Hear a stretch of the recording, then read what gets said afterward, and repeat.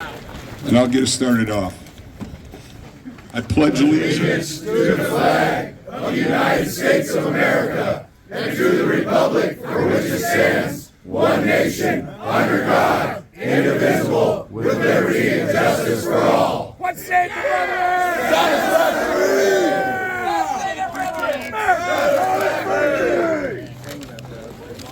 Okay, and now I'd like to, excuse me, as best I can, is introduce the mayor of Tombstone, Mr. Dusty Escapole. I want to give him a big thank you for letting us come down here and erect this monument, and he's just been a pleasure to work with the whole time. And so, Mr. Mayor, I'll let you address the Thank you. Welcome to Tombstone. It's great having you folks here. I'll tell you what, I've been dealing with, I guess you call them the clampers, huh? Yeah, for quite a few years. Although I do have something, who's Nick Beavis? I don't know, how come I've got Nick Beavis? I got Nick Beavis.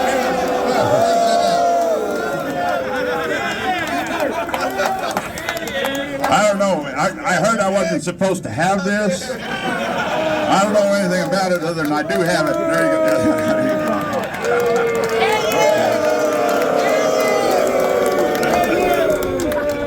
I promise I didn't read it. I didn't even look at it. I promise.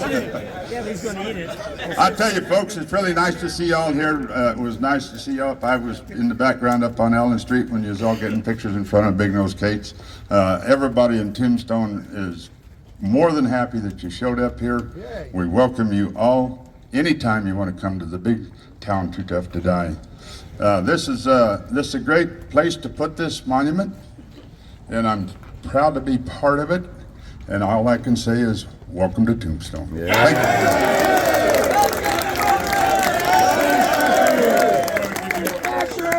you. For you with this event, and this is for our Tombstone Boothill event, and I'm going to give you a challenge point from the event as well. What say the brother? Well, that's pretty good. Thank you very much. Thank you. Usually they try to hang me at these kind of deals. I guess I lucked out today. Thank you very much, folks. No. I'm just kidding. Enjoy your visit while you're in Tombstone. I hope you all have fun tonight. I hope you had fun last night. Oh, yeah. And it's a great town to party in. I don't know if you know that or not, but it is. Pretty good place to drink a beer, too, or whatever you want to drink, and it's always a lot of fun. Welcome to Tombstone once again. Thank you, ladies and gentlemen, for having me here. All right, and our next speaker, who also needs really no introduction, but I'd like to give him, a big shout out for coming out here and doing this for the Lost Dutchman, Mr. Mark Hall Patton.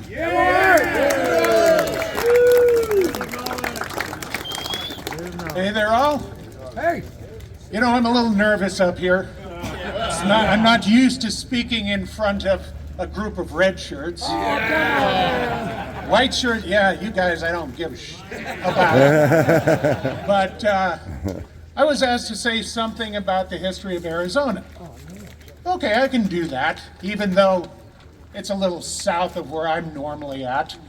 And I thought I would talk about something about the history of how Arizona became a state and the state that we know today. Now, we all know that originally this area was part of Spain. And then it became part of Mexico, because Mexico became independent of Spain. Okay, we've got that. 1822 became part of Mexico. And then there was a little dust-up between America and Mexico.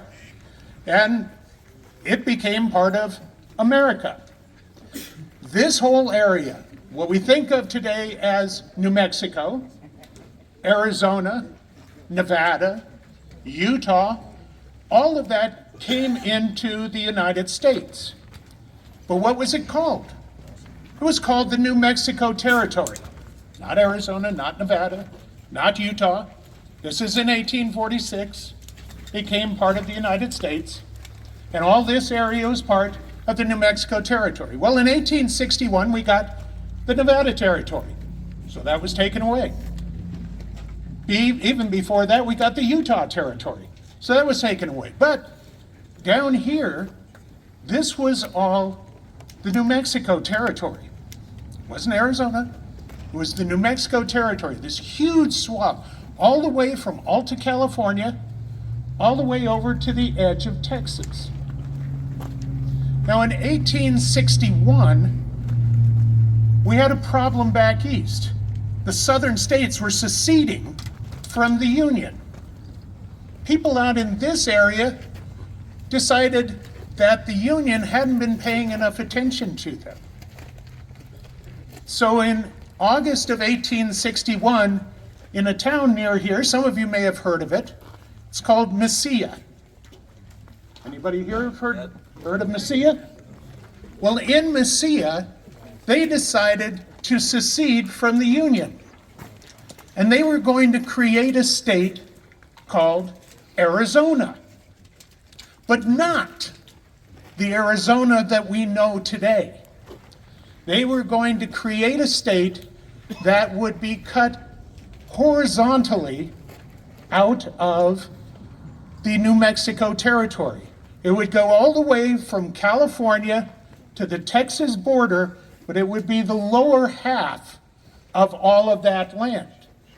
And in August of 1861, they raised a Confederate flag in Mesilla and proclaimed their independence as a state and asked the Confederacy to accept them as a state. The northern half would be the New Mexico territory.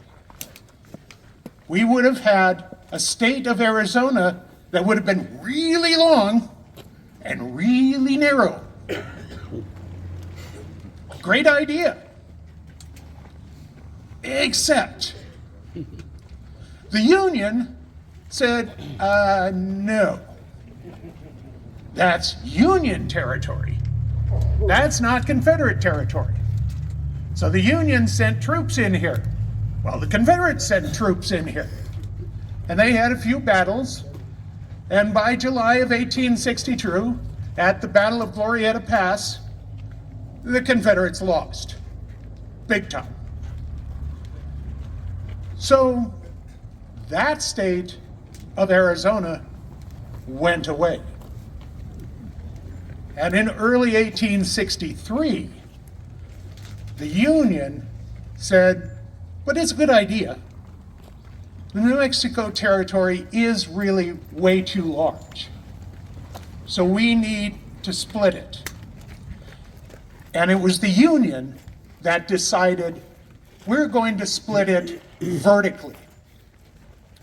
New Mexico is going to be on the east, so it can keep getting invaded by Texas over and over again. But that's a whole different story. I won't get into that. And on the west, we'll have the Arizona territory. And, okay, we've got the Arizona territory. Now, the Arizona territory, even then, wasn't quite what we think of today, because we still had this Civil War going on. At the end of the Civil War, in 1865, Arizona had tended to lean a little southern. And the Union won. We all know this.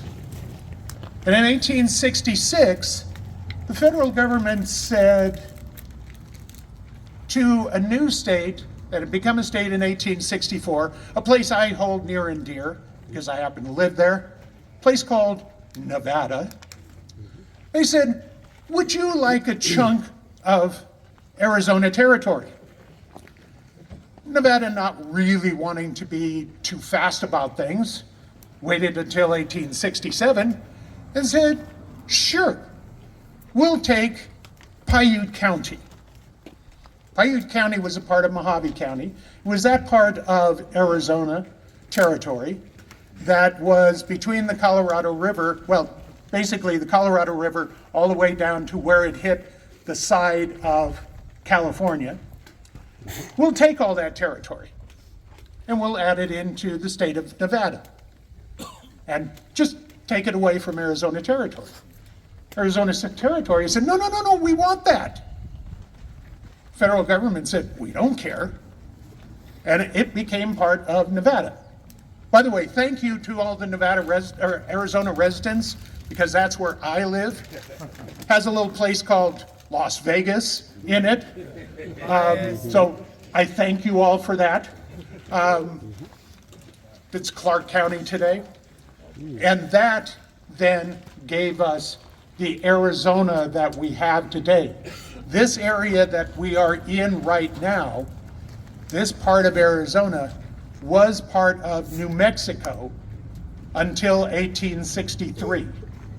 So when you think of these areas, when you think of the West, have to remember that all of this was just basically amorphous land until the federal government started cutting it up and saying, this is going to be this state, this is going to be this territory, and maybe it's not even going to stay that until we decide to move it around and give it to somebody else. Trust me, they did the same thing to Utah, and they took a whole bunch of land away from them. So it wasn't just Arizona that lost land. But that's when we finally got the Arizona that we have today. So how many Arizona residents do we have here? Can I see a show of hands? Thank you all. I appreciate it. So that's your talk for today. Thank you.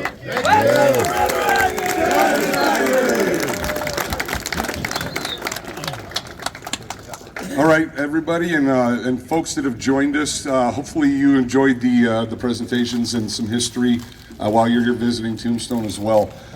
So once again, I'd like to say thank you to Mark Hall-Patton, thank you to Mayor Escapol, and what say the brethren on that?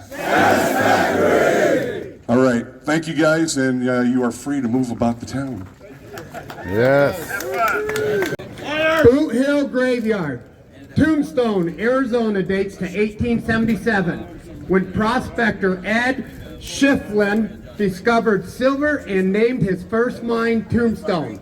By 1879, a town had sprung up in a relatively flat area nearby. Gunslingers, gamblers, prospectors, Chinese laborers, and fancy ladies flocked to the town. Shortly after the mine opened, the area found itself in need of a graveyard. A slight hill northwest of town was chosen. Originally called the Old City Cemetery, the graveyard was founded in 1878 and stopped accepting new burials around 1884. A graveyard called Boothill donates a settlement where men died with their boots on. The graves in Boothill were originally heaped with stones to keep the varmints from stealing the bones. These heaps of stones and historical records helped when it came time to make new markers for the grave. But a number of the pioneers resting here went to their final rewards anonymously. Read the rest. Dedicated April 15, 2023, Clamper year 6028, by the Ancient and Honorable Order of E. Clampus Vitus, Lost Dutchman Chapter 5917 plus 4. Thank you, Mr. Redshirt, sir.